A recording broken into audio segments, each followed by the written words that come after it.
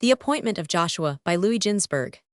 When Moses heard God's decision in the case of the daughters of Zelophehad, which turned out in their favor so that they inherited their father's property, he thought, "This is a propitious time to urge a plea before the Lord, for if daughters are to inherit their father, then must my sons inherit my office." 822, he then began to pray to God that his successors, who, he hoped, were also to be his descendants, might be worthy leaders of their people. He said, "O my Lord, before whom come the spirits of all human beings, so that thou knowest the spirit of each whose spirit is proud, and whose spirit is meek, whose spirit is patient, and whose spirit is restive, mayest thou set over thy community a man who is gifted with strength, with wisdom, with beauty, and with decorum, so that his conduct may not give offense to the people." 823, O Lord of the world, thou knowest each man's views, and knowest that each man has a view of his own. Hence, as I am about to depart from this world, I pray thee, appoint a leader over them that will know how to deal with each man according to his views. 824. Moses, being a truly pious man, thought when he saw his end approach, not of himself, but of the welfare of the community, for whom he implored a good and worthy leader. 825. Hence he furthermore said to God, "Let not my successor share my fate, for although I accepted the guidance of the people only after long hesitation, owing to thy urgings and requests, still I shall not be permitted to lead them into the promised land. Mayest thou then deal differently with my successor than thou hast dealt with me, and permit him not only to lead the people in the desert, but to take them into the promised land." This is one of the 5 occasions upon which Moses implored God to give him an answer to his question. When he saw that his appearance before Pharaoh only occasioned him to bring greater and greater cruelties upon Israel, he said to God, "Tell me if thou wilt now deliver them or not." He also demanded God's answer to the question, "Shall I now fall into their hands or not?" When at Rephidim, on account of the dearth of water, he was threatened by the people. The 3rd occasion was when he prayed to God for Miriam's recovery and said, "Tell me, wilt thou heal her or not?" And lastly when, after long and fervent prayer, he asked God whether he should be permitted to enter into the Holy Land, he said, "Let me know if I am to enter the Holy Land or not."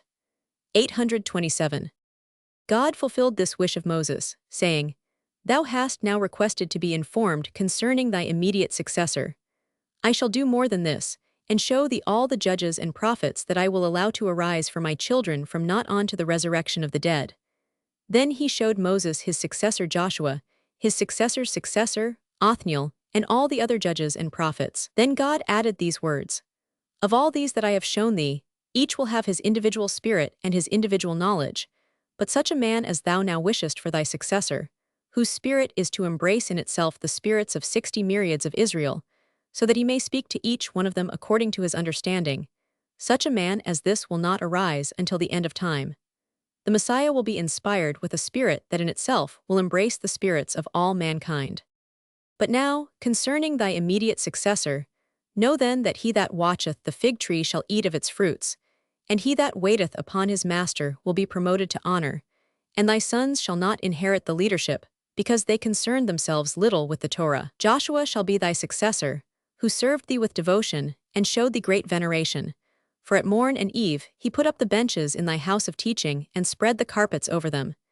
He served thee as far as he was able, and Israel shall now know that he will therefore receive his reward. 828. Take then Joshua, a man such as thou didst wish as a successor, whom thou hast proven, and who knows how to deal with people of every tendency, and lay thy hand upon him. Give him an opportunity, while thou art still alive, to speak in public and to pronounce the law, so that Israel may not after thy death contemptuously say of thy successor, as long as his teacher was alive, he dared not pronounce judgment, and now he wishes to do so. 829. Although Joshua, who is not of thy kin, is to be thy successor, I shall nevertheless be mindful of the law that no inheritance shall remove from one tribe to another tribe.